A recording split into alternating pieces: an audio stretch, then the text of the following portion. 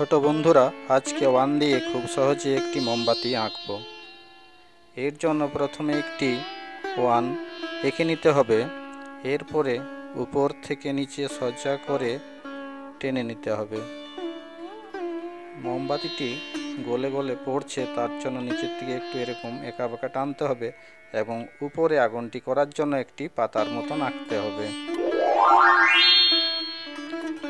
এরপরে আগুনের কালার করার জন্য প্রথমে মিডিয়াম ইয়েলো করতে হবে।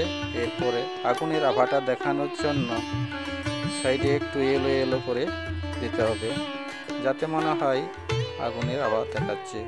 এরপরে মাঝখানে একটু রেড কালার ভরে দিতে হবে। মোমবাতিটাতে কালার করার জন্য অকার ইয়েলো পুরোটা প্রথমে ভরে দিতে হবে। খেয়াল রাখবে আউটলাইন দিয়ে তারপরে ভরাটটি করবে, যাতে করে না বাইরে বেরিয়ে যায়। আর তোমরা যারা এখন এই চ্যানেলটি সাবস্ক্রাইব না করেছো তারা চ্যানেলটি সাবস্ক্রাইব করে নাও, আর যারা করেছো তাদেরকে অসংখ্য ধন্যবাদ। এরপরে ব্রাউন দিয়ে হালকা করে শেড দিয়ে দিতে হবে। আবার একটু অকার ইয়েলো দিয়ে ঘষে দিলে সেট হবে, সুন্দর দেখাবে। ভিডিওটি কেমন লেগেছে তোমরা অবশ্যই জানাবে।